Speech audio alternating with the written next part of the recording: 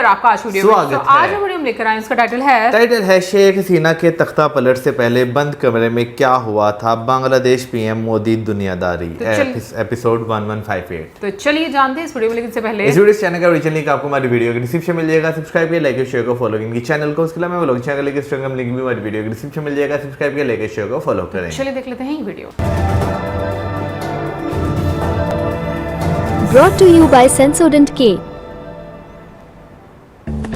बस पैक नहीं है। SLS पैराफिन और दूध का करंट भी कौन? तो लाइफ का करंट ऑन। कुछ भी तो ट्राई करके देख ले। Sensodent K toothpaste for sensitive teeth. দেশে একটা ক্রান্তিকাল চলছে।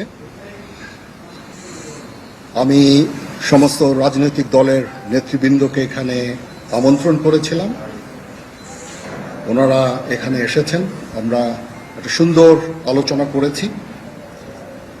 সেখানে আমরা সিদ্ধান্ত নিয়েছি যে একটা ইন্টারিম গভর্নমেন্ট আমরা ফর্ম করব এবং ইন্টারিম গভর্নমেন্টের মাধ্যমে এদেশের সমস্ত কার্যকলাপ চলবে।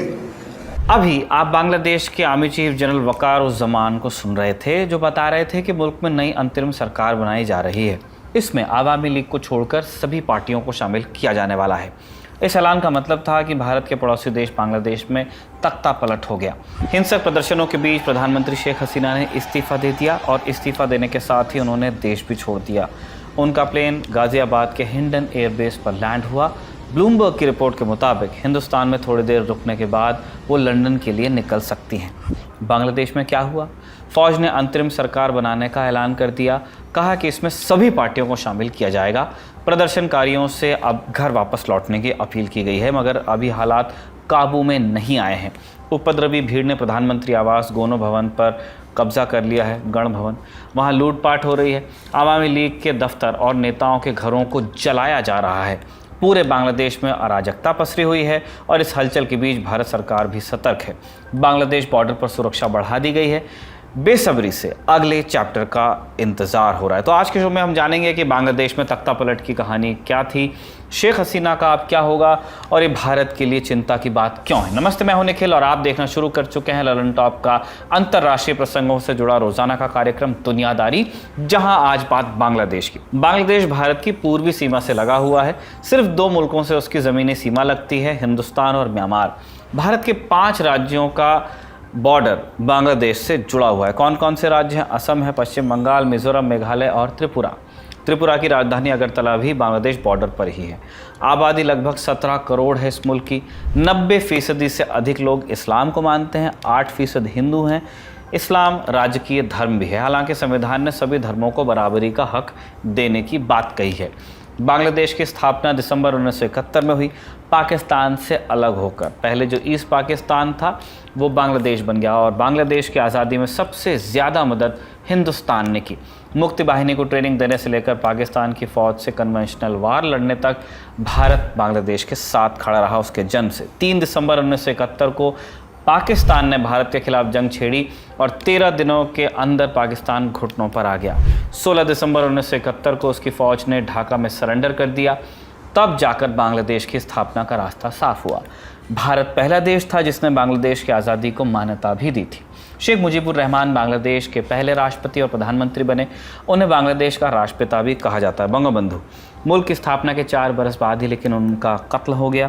15 अगस्त 1975 की सुबह उनके परिवार के 17 लोगों को फ़ौज ने मार डाला। बस उनकी 2 बेटियां शेख हसीना और शेख रेहाना बच गईं। नरसंहार के वक्त ये दोनों विदेश में थी, इसलिए बच पाईं और फिर उन्हें हिंदुस्तान में शरण मिली। 1981 में उनका बांग्लादेश जाने का रास्ता साफ हो पाया और तब शेख हसीना ने आवामी लीग की कमान संभाली। 1996 में पहली बार पार्टी को जीत दिलाई, फिर प्रधानमंत्री बनी। पहला कार्यकाल 2001 तक चला। 2009 में दूसरी बार कुर्सी पर आई और उसके बाद उन्हें कोई हरा नहीं पाया है। जनवरी 2024 में वो लगातार चौथा चुनाव जीती, जो कि लगभग एक तरफा रिजल्ट था। बांग्लादेश नेशनलिस्ट पार्टी BNP समेत कई विपक्षी पार्टियों ने इस चुनाव का बॉयकॉट किया था। लेजिटिमेसी के सवाल उठ गए। इसके बाद अमेरिका और दूसरे पश्चिमी देशों ने चुनाव को दिखावा भी बता दिया था। शेख हसीना सरकार की आलोचना तब बहुत की गई थी। हालांकि भारत और चीन ने जीत पर उन्हें बधाई दी थी। जो बांग्लादेश के 2 बड़े नेबर्स हैं, उन्होंने कोई सवाल नहीं उठाया। इस चुनाव के बाद से शेख हसीना के खिलाफ माहौल बनने लगा था। वैसे हिंसक प्रदर्शनों की एक पूरी श्रृंखला चली और इसमें सबसे आगे जमाते इस्लामी JI थी। अप्रैल 2024 में बांग्लादेश में इंडिया आउट कैंपेन भी चलाया गया। इंडिया आउट कैंपेन में बार बार शेख हसीना की भारत का पिट्ठू बताकर आलोचना की गई, मगर हसीना सरकार इनसे किसी तरह पार पाती रही। फिर आया जून का महीना। 5 जून को बांग्लादेश की हाईकोर्ट ने एक दिलचस्प फैसला सुनाया। जिस कोटा सिस्टम को सरकार ने 2018 में हटा दिया था, हाई कोर्ट ने उसे बहाल कर दिया, जिसके खिलाफ यूनिवर्सिटीज़ में प्रदर्शन शुरू हुए। क्यों हो रहा था विरोध? कोटा सिस्टम के तहत सरकारी नौकरियों में 56% सीटें आरक्षित थी। सबसे ज़्यादा 30% सीट्स वॉर वेटरन्स के वंशजों के लिए थी। वॉर वेटरन्स यानी वो जो 1971 की जंग में पाकिस्तान के खिलाफ लड़े। 100 में से 30 सीटें उनके बच्चों के लिए रिजर्व। वॉर वेटरन्स के बाद महिलाओं और अल्प विकसित क्षेत्रों से आने वाले लोगों का नंबर था। दोनों के लिए 10-10% सीटें आरक्षित थीं और तीसरे नंबर पर मूल निवासी थे, उनके लिए 5% सीटें आरक्षित थीं। 1% सीटें विकलांग लोगों के लिए। अब इस पूरे गणित का मतलब हुआ कि जनरल कैंडिडेट सिर्फ 44% सीटों पर कम्पीट कर सकते थे। बांग्लादेश में सरकारी नौकरी प्राइवेट जॉब्स की तुलना में स्थायी और ज़्यादा सम्मानजनक होती हैं। जैसे जैसे बेरोजगारी का ग्राफ ऊपर गया, नौजवानों के लिए सरकारी नौकरी अंतिम विकल्प बनकर उभरने लगी। इसलिए कोटा सिस्टम के विरोध में हर धड़े के लोग शामिल होते गए। उनकी मुख्य मांग थी कि इसमें सुधार किया जाए और वॉर वेटरन्स को मिलने वाला रिजर्वेशन अब हटा लिया जाए। अब शुरुआती कुछ हफ्तों तक ये सब नारेबाजी और रैलियों तक सीमित रहा, मगर 14 जुलाई को कहानी बदलने लगी। शेख हसीना ने एक रैली में कह दिया कि मेरा कोटा सिस्टम से कोई लेना देना नहीं, लेकिन अगर वॉर वेटरन्स को आरक्षण नहीं मिलेगा तो क्या रजाकारों को दिया जाएगा। बांग्लादेश में रजाकार का इस्तेमाल देशद्रोही के संदर्भ में होता रहा, क्योंकि 1971 के युद्ध में उन्होंने पाकिस्तान का साथ दिया था। इस बयान ने छात्रों को बहुत गुस्सा दिलाया। उन्होंने एक नया नारा ही चला दिया कि चीएचेलम अधिकार होए गेलम रजाकार, यानी हमने अपना अधिकार मांगा और आपने हमें रजाकार बना दिया। 15 जुलाई को आवामी लीग के नेताओं ने आग में और घी डाल दिया और कहा कि ऐसे लोगों से निपटने के लिए हमारी छात्र लीग यानी कि BCL ही काफ़ी है। BCL आवामी लीग का छात्र संगठन है। 15 जुलाई को ही BCL के अध्यक्ष ने प्रदर्शनकारियों से बदला लेने की चेतावनी जारी की। उसी दोपहर 3 बजे ढाका यूनिवर्सिटी में हिंसा हुई। डेली स्टार की रिपोर्ट के मुताबिक BCL के कार्यकर्ताओं ने प्रदर्शनकारियों के साथ मारपीट की। ढाका यूनिवर्सिटी के बाद कई और कॉलेज हिंसा की जद में आए और फिर ये फैलता चला गया। सरकार को गलियों में फौज उतारनी पड़ी, स्कूल कॉलेजों में ताला लगाना पड़ा। एक तरफ सरकार शांति की अपील करती रही, दूसरी तरफ पुलिस और आवामी लीग के कार्यकर्ता प्रदर्शनकारियों पर हमला करते रहे। इस हिंसा में 200 से ज़्यादा लोगों की मौत की खबर है अब तक। इसी बीच मामला सुप्रीम कोर्ट पहुंचा। 21 जुलाई को फैसला आया और सुप्रीम कोर्ट ने 56% आरक्षण को घटाकर 7% करने का हुक्म दिया। 5% वॉर वेटरन्स की फैमिली के लिए, 1% ट्राइबल कम्युनिटी और 1% विकलांगों और थर्ड जेंडर के लिए रखा गया। 22 जुलाई को सरकार ने सर्कुलर भी जारी कर दिया इस बाबत। इसके बाद हिंसा कम हुई, मगर प्रदर्शनकारी गुट पीछे हटने को तैयार नहीं हुए। उनका कहना था कि जब तक संसद कानून नहीं बना लेती हमारा विरोध चलता रहेगा। जैसे ही प्रदर्शनकारी सड़कों से हटे, वैसे ही पुलिस ने धरपकड़ अभियान शुरू किया। प्रदर्शन में शामिल लोगों को अरेस्ट किया जाने लगा। 29 जुलाई को सरकार ने जमात शिविर को बैन कर दिया। ये जमाते इस्लामी का छात्र संगठन है। जमात शिविर, इसको सरकार की दमनकारी नीति के तौर पर देखा गया कि आप डिसेंट को क्वेल करना चाहते हैं। 31 जुलाई को स्टूडेंट अगेंस्ट डिस्क्रिमिनेशन SD ने फिर से प्रोटेस्ट शुरू करने का ऐलान कर दिया। SD प्रदर्शनकारी छात्रों के एक नए गुट का नाम है। उन्होंने तय किया, एक अम्ब्रेला ऑर्गेनाइजेशन आप कह लीजिए, इन्होंने तय किया कि जब तक सभी प्रदर्शनकारी सुरक्षित नहीं हो जाते तब तक संघर्ष जारी रहेगा। फिर 3 अगस्त को प्रोटेस्ट का नया फेज शुरू हुआ। इस बार प्रदर्शनकारियों ने अपनी मांगें बदल दी। वो प्रधानमंत्री शेख हसीना और उनकी कैबिनेट का इस्तीफा मांगने लगे। कहा कि शेख हसीना को अदालत के कटघरे में खड़ा होना पड़ेगा। स्टूडेंट अगेंस्ट डिस्क्रिमिनेशन SD के कोऑर्डिनेटर नाहिद इस्लाम को आप सुन लीजिए। আমরা এক দফা যে সরকার এবং ফ্যাসিবাদী শাসন ব্যবস্থার বিরোধ ঘোষণা করছি। এর জন্য ছাত্র নাগরিকের অভ্যুত্থান আহ্বান করছি। তাকে পদক থেকে করতে হবে, বিচারের আওতায় আনতে হবে এবং শুধু শেখ হাসিনা নয়, পুরো মন্ত্রী পরিষদ, সরকার সবাইকে পদত্যাগ করতে হবে। नाहिद इस्लाम ने चेतावनी दी कि प्रधानमंत्री शेख हसीना और उनकी सरकार को जाना होगा। इसी मकसद से छात्र गुटों और विपक्षी पार्टियों ने 4 अगस्त को सड़कों पर उतरने का फैसला किया। दावा था कि प्रोटेस्ट शांतिपूर्ण रहेगा इनका, मगर ऐसी हिंसा भड़की कि पूरा मुल्क ठप हो गया। फिर से फौज उतारनी पड़ी। आप वो नज़ारे भी देखिए।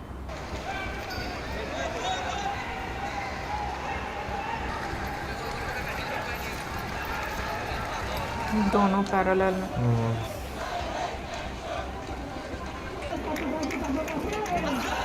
पहले दिन की हिंसा में 100 से ज़्यादा लोगों की मौत हुई, जिनमें कई पुलिस वाले भी थे। सिर्फ एक थाने में 13 पुलिस वालों को लिंच कर दिया गया, उनकी मृत्यु हो गई। प्रदर्शनकारी आवामी लीग के नेताओं और कार्यकर्ताओं को खोज खोज कर मार रहे थे। हिंसा में आवामी लीग के कार्यकर्ता भी कम नहीं थे। उन्होंने विपक्षी गुटों को निशाना बनाया, जिसके चलते हालात बद से बदतर होते चले गए। 4 अगस्त की रात भारत सरकार ने अपने नागरिकों को बांग्लादेश से बाहर आ जाने की सलाह दे दी। जो भारतीय बांग्लादेश में हैं उन्हें सतर्क रहने को कहा गया। आपात स्थिति के लिए इमरजेंसी नंबर जारी कर दिए गए, जिन्हें आप अपनी स्क्रीन पर देख रहे हैं। भारत ने पिछले 15 दिनों के अंदर दूसरी बार ऐसी एडवाइजरी जारी की है। पिछली बार जुलाई में की थी, तब सरकार ने लगभग 1000 लोगों को बाहर निकाला था। उसमें भारत, भूटान, नेपाल और मालदीव के नागरिक थे। अब ये जान लेते हैं कि 5 अगस्त को क्या क्या हुआ। सुबह में प्रदर्शनकारियों ने ढाका मार्च निकालने का प्लान बनाया। वो प्रधानमंत्री के आधिकारिक आवास गौनो भवन की तरफ बढ़ने लगे। दोपहर के 2 बजे प्रदर्शनकारी गौनो भवन के करीब पहुंच गए और पूरे रास्ते किसी ने उन्हें रोकने की कोशिश नहीं की। फौज ने बयान दिया कि हम हमेशा जनता के साथ हैं। तभी शेख हसीना के इस्तीफे की सुगबुगाहट तेज होने लगी। 3 बजे सूत्रों के हवाले से खबर आ गई कि उन्होंने इस्तीफा दे दिया है और अपनी बहन और भतीजे के साथ हेलीकॉप्टर में बैठकर वो ढाका से निकल चुकी हैं। इसके तुरंत बाद आर्मी चीफ जनरल वकारुज़्ज़मान ने देश को संबोधित किया। उनका संबोधन दोपहर 2 बजे से टल रहा था। चर्चा है कि वो शेख हसीना के निकलने का इंतजार कर रहे थे, इसलिए ये थ्योरी भी चल रही है कि फौज ने जानबूझकर प्रोटेस्ट को बढ़ने दिया। खैर, आर्मी चीफ क्या बोले ये बता देते हैं। उन्होंने प्रदर्शनकारियों से शांत रहने की अपील की। कहा कि अपनी सारी मांगे आपकी हमने सुन ली हैं, मान ली जाएंगी। देश नाजुक दौर से गुजर रहा है। अब देश में अंतरिम सरकार का गठन होगा।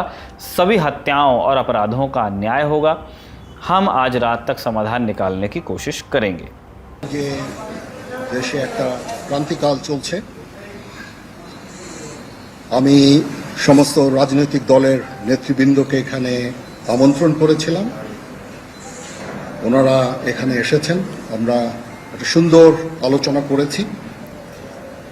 সেখানে আমরা সিদ্ধান্ত নিয়েছি যে একটা ইন্টারিম গভর্নমেন্ট আমরা ফর্ম করব এবং ইন্টারিম গভর্নমেন্টের মাধ্যমে এদেশের সমস্ত কার্যকলাপ চলবে।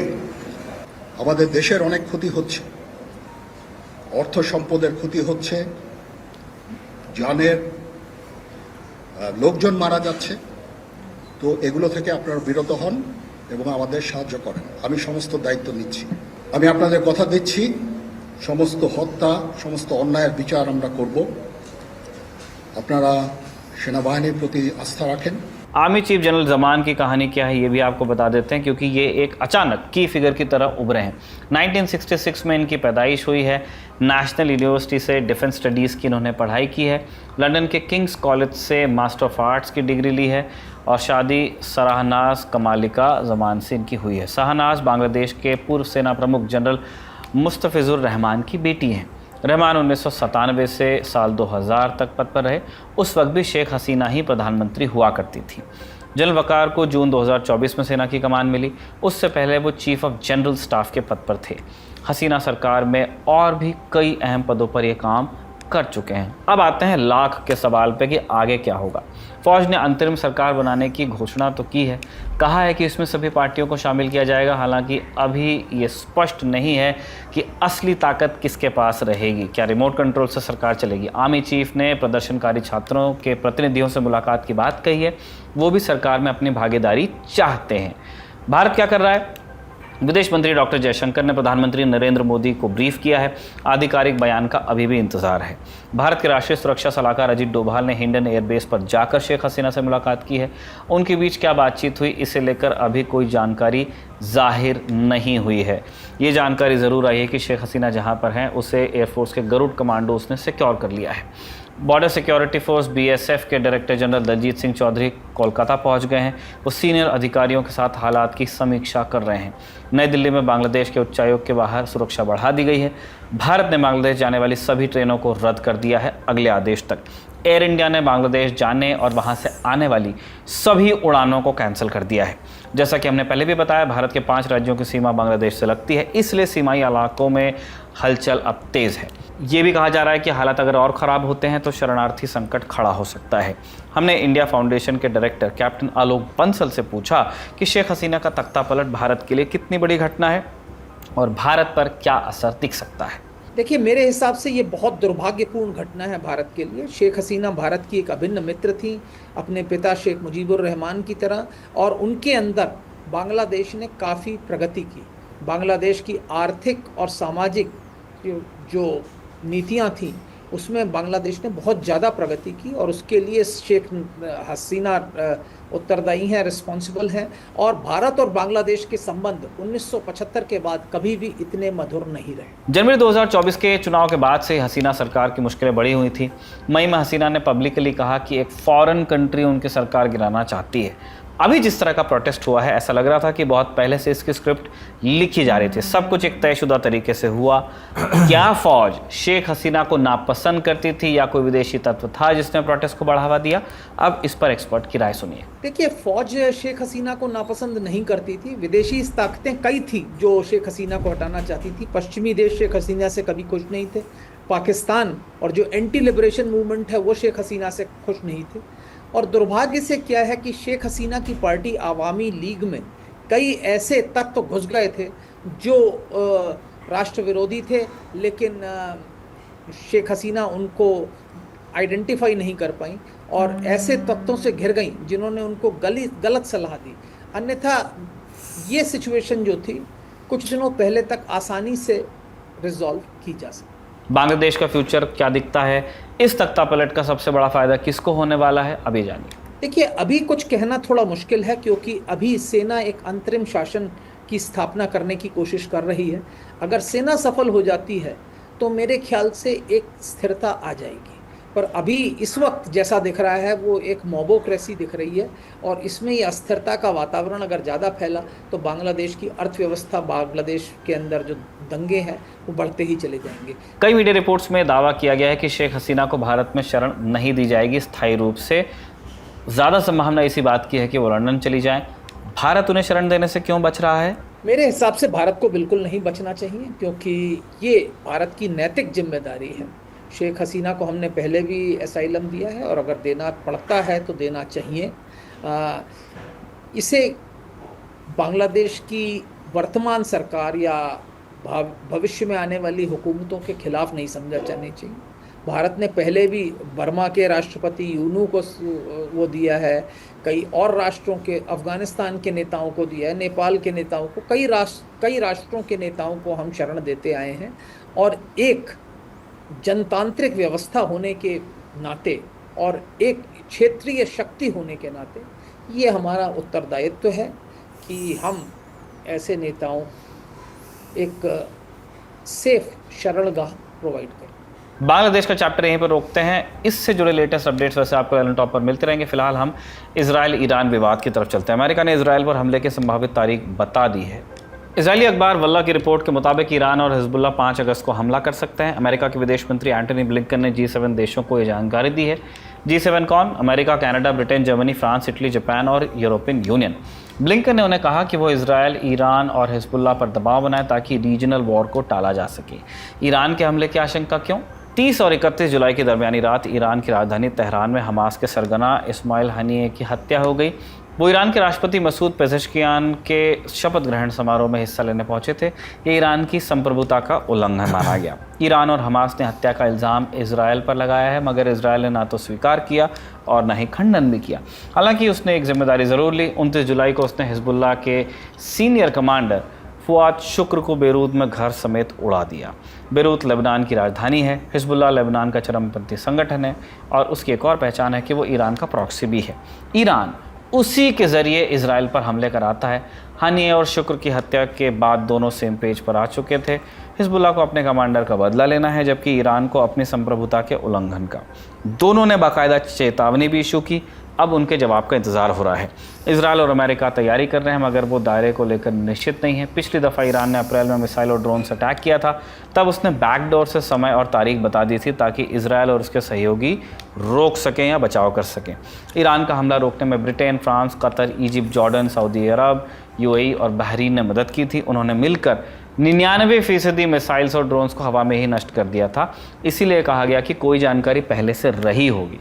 ईरान का भी यही इरादा था। दरअसल वो ये मैसेज देना चाहता था कि हमारे हथियार इजराइल तक पहुंच सकते हैं, मगर इस दफ़ा उसने कोई बैक चैनल अभी तक नहीं खोला है, जिसके चलते चिंताएं बढ़ी हुई हैं। इन्हीं चिंताओं के बीच यूएस आर्मी के जनरल माइकल कुरेला इजराइल पहुंच गए हैं।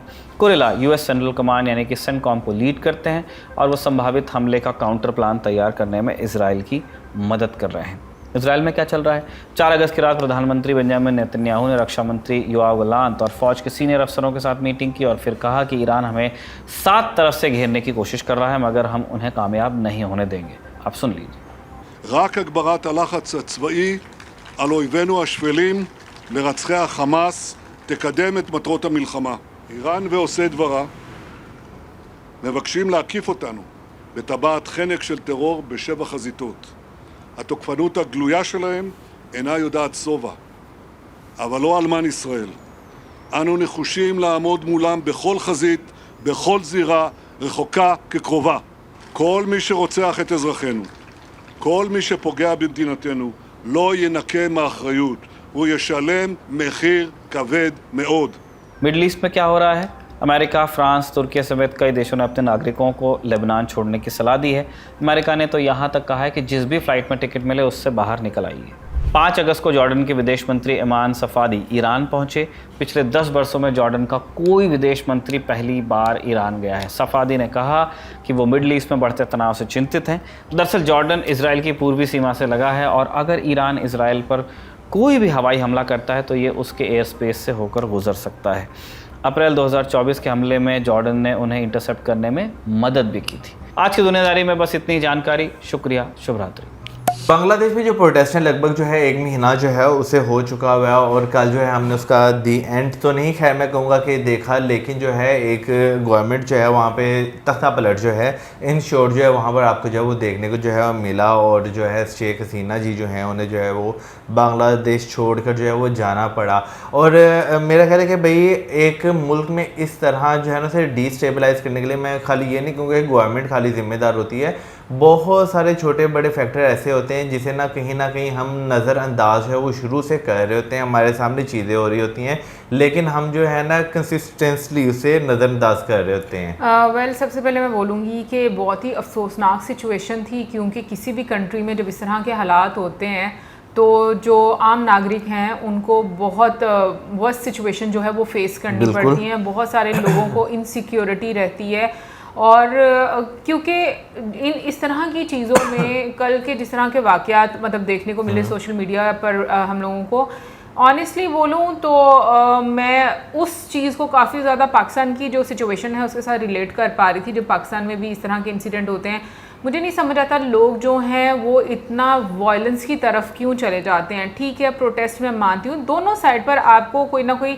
प्रॉब्लम देखने को मिलती है कि पहले जैसे वीडियो में बताया कि रैलीज हो रही थी और प्रोटेस्ट चल रहे थे जो कि मे बी बिल्कुल ऐसे प्रोटेस्ट थे जहाँ पर वो अपनी उन्होंने एक आप कह लो कि जो उनकी डिमांड थी वो रखी होगी, लेकिन गवर्नमेंट ने उस चीज़ को इग्नोर किया। और इनफैक्ट कल जब मौज़म ने मुझे आकर ये बात बताई, सबसे पहले मौज़म ने मुझे ये न्यूज़ दी थी और सीरियसली मेरे जहन में प्रशांत हवन सर की वीडियो आ गई फ़ौरन से, जो हम लोगों ने तकरीबन 2-3 महीने पहले ही देखी थी, जिसमें बांग्लादेश के बारे में बताया जा रहा था कि किस तरीके से जो बाहरी ताकतें हैं वो बांग्लादेश को लाइक उनसे क्या डिमांड कर रही हैं और शेख हसीना जो हैं वो इस चीज़ पर अग्री नहीं हो रही। और मैं कहूँगी कि कल अगर हम देखें तो कहीं ना कहीं पर मुझे ये फ़ील होता है कि उसी का एक हम लोगों को रिज़ल्ट नज़र आ रहा है, क्योंकि मुझे ये लगता है कि ये चीज़ें बहुत टाइम से जो है वो प्लान हो रही थी।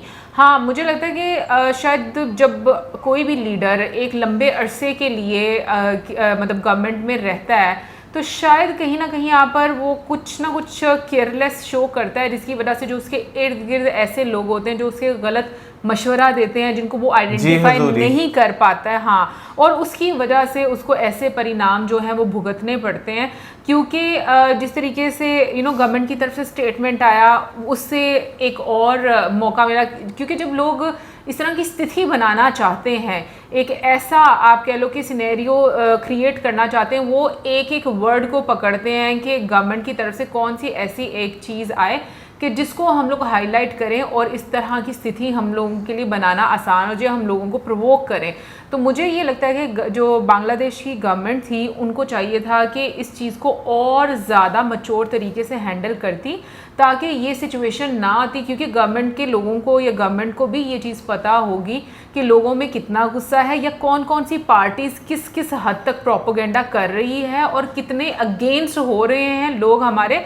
तो मुझे लगता है कि इस चीज़ को जो है वो और मैच्योरली हैंडल करना चाहिए। यार देखे जाए तो 2 महीने पहले जो है ना इस चीज़ को कहीं ना कहीं हाईलाइट जो है वो कर दिया गया था। गवर्नमेंट में जो है ना काफ़ी ज़्यादा आपको रद्दोबदल जो है वो देखने को मिल सकता है, क्योंकि अगर देखा जाए प्रशांत धवन सर की एक वीडियो हमने ऐसी देखी जिसमें जो है डायरेक्ट तो उन्होंने जो है फॉरेन कंट्रीज का नाम नहीं लिया, लेकिन उन्होंने कहीं ना कहीं ये चीज़ जो है वो कि उनकी हुकूमत जो है वो शायद चली जाए। फिर उसके बाद जो है एयर बेस वाली बात जहाँ पर आ गई और फिर एक न्यू कंट्री जो म्यांमार और बांग्लादेश से किया जाएगा। तो अगर देखा जाए तो कहीं ना कहीं वो चीज़ें जो है ना आपको प्रोटेस्ट के फॉर्म में जो है वो काफ़ी ज़्यादा जो है वो नज़र आई हैं कि भाई कहीं ना कहीं जो है ना वो कंट्री से जो ये चीज़ें सोचते हैं कि भाई ये करना ही करना है, वो चीज़ों को इस तरह रीशेप करते हैं ना कि वो आपको बहुत ज़्यादा नेचुरल जो है वो दिखाई देती हैं कि यार उस कंट्री के अंदर हालात इतने ज़्यादा ख़राब थे कि मजबूरन जो है ये चीज़ जो है वो वहाँ के लोगों को जो है वो करनी पड़ी। इस तरह की फुटेजेस जो है वो सामने आई हैं, वो लिटरली काफ़ी ज़्यादा चिंता वाली चीज़ें थी। और किसी भी पॉलिटिशियंस का हो या आम इंसान का हो, भाई उसका दिल वाकई नहीं करता होगा कि इस तरह वो हुकूमत के बीच में या अपनी सरजमीन को छोड़ के जो है वो जाना पड़े। काफ़ी ज़्यादा मुश्किलात जो है वो होती हैं। हाँ बिल्कुल मैं एग्री भी करूँगा कि भाई जब एक लंबे अरसे तक कोई भी हुक्मरान जो होता है वो रहता है तो उससे जो है ना मेरा ख्याल है कि भाई ज़्यादा नॉलेज होनी चाहिए कि पब्लिक को जो है ना वो अब क्या चाहिए, पब्लिक जो है वो क्या डिमांड कर रही है, बजाय इसके कि आपने अपने साथ जो है वो जी हजूरी वाले जो है वो लोग बिठा ली। जब आपका दिल किया आपने जो है वो एक ब्लैकआउट इंटरनेट का कर दिया और जो है वो सारी चीज़ें करना शुरू कर दी। तो मेरा ख्याल है कि ये चीज़ें जो है ना वो मेस और क्रिएट करती हैं, लोगों में एक गुस्सा और लेकर आती हैं। क्योंकि मैंने जो सुना था जैसे जो है गवर्नमेंट ने जो है वो डिमांड जो है वो एक्सेप्ट कर ली और सुप्रीम कोर्ट ने भी जो है वहाँ के जो है वो कम कर दिया कोटा। उसके बाद मेरा ख्याल है गवर्नमेंट को इस चीज़ को जो है ना वो ठंडा हो लेने देना चाहिए था, बजाय इसके कि जैसे खबरें बाहर आई जिन स्टूडेंट्स जो है पार्टिसिपेट किया उनके घर में जो है वो रेड जो है वो होना शुरू हो गई। तो मेरा ख्याल है गवर्नमेंट को जो है ना इस चीज़ पे रोक लगा लेनी चाहिए थी। और दूसरा मुझे लगता है कि मतलब ये चीज़ें ऐसी हैं, मतलब मुझे लगता है कि लोगों को भी ना थोड़ा अंडरस्टैंड करना चाहिए कि अगर आज हम इस तरह की एक स्थिति क्रिएट कर रहे हैं ना तो हम अपने ही लोगों को और अपने ही मुल्क को ख़राब कर रहे हैं। क्योंकि हम इस चीज़ को भी डिनाई नहीं कर सकते कि शेख हसीना जी की जो गवर्नमेंट थी उसमें जो बांग्लादेश है उसने काफ़ी ज़्यादा प्रोग्रेस की है, उस मतलब एक अच्छी सिचुएशन की तरफ लेकर गई है कंट्री को। और बाकी डेफिनेटली वहाँ के जो व्यक्ति हैं वो ज़्यादा बेहतर तरीके से समझ सकते हैं, लेकिन अगर आप ओवरऑल देखो जैसे जीडीपी भी आप देखो बांग्लादेश की तो वो आपको बेहतर होती हुई नज़र आई है। सो मैं ये बात बोलूँगी कि जो एक्सटर्नल फैक्टर है उसका डेफिनेटली काफ़ी टाइम से गवर्नमेंट को जो है एक तरह से मालूम हो चुका हुआ था। तो मुझे ऐसा लगता है कि स्थिति को और किस तरीके से बेहतर तरीके से हैंडल किया जा सकता है, गवर्नमेंट को ये चीज़ जो है उनके नॉलेज में ज़्यादा अच्छे से रहनी चाहिए थी ताकि इस तरह की सिचुएशन क्रिएट ना होती। वरना जो कल मैंने जो पिक्चर्स देखी और जो फुटेजेस सामने आई, ऑनेस्टली बोलूँ मुझे बहुत अफसोस हुआ, क्योंकि लोग जिस तरीके से लूट मार कर रहे थे, जिस तरीके से जो उनकी प्रॉपर्टी थी उसमें चीज़ें उठा कर लेकर जा रहे थे, मुझे कोई डिफरेंस नज़र नहीं आया। क्योंकि सेम यही चीज़ जो है वो मुझे पाकिस्तान में भी देखने को मिलती है और मुझे बहुत अफसोस भी हुआ था ऑनेस्टली बोलूँ इस चीज़ का। क्योंकि मुझे लगता है कि लोगों को ना ठीक है आप प्रोटेस्ट कर रहे हो, आपको कोई चीज़ नहीं पसंद आ रही, आप डिमांड कर रहे हो, लेकिन ये कोई तरीका नहीं है प्रोटेस्ट करने का जिसमें आपने लूट मार का एक अलग ही मेला जो है वो सजाया हुआ है।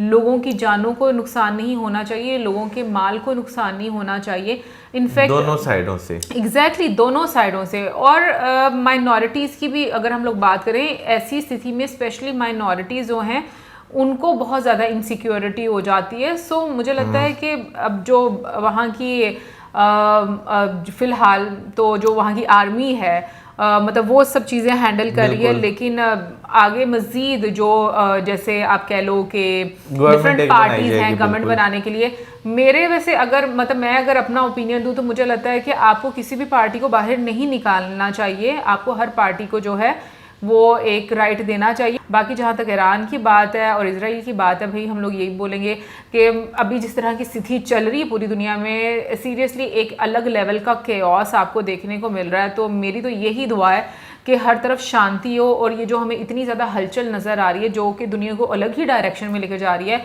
इसमें जो है वो एक तरह से हमें पीस देखने को मिले, ताकि लोग जो हैं वो दोबारा से अपनी नॉर्मल लाइफ की तरफ जो है वो वापस आ सके। बिल्कुल, ये चीज़ मैं भी जो है अक्सर क्या 2-4 दिन हो गए मैं इन्हें ज़्यादा कहता हूँ कि दुनिया में जो एक अलग ही लेवल की जो है वो टेंशन चल रही है, क्योंकि पहले तो आपको रशिया यूक्रेन जो है वो देखने को मिल रहा था, उसके बाद जो है वो आपको जो है जो फ़लस्तीन इसराइल जो है उसका जो है वो देखने को मिल गया। अब जो है अब बांग्लादेश में जो आपको जो है वो इस तरह देखने को मिला।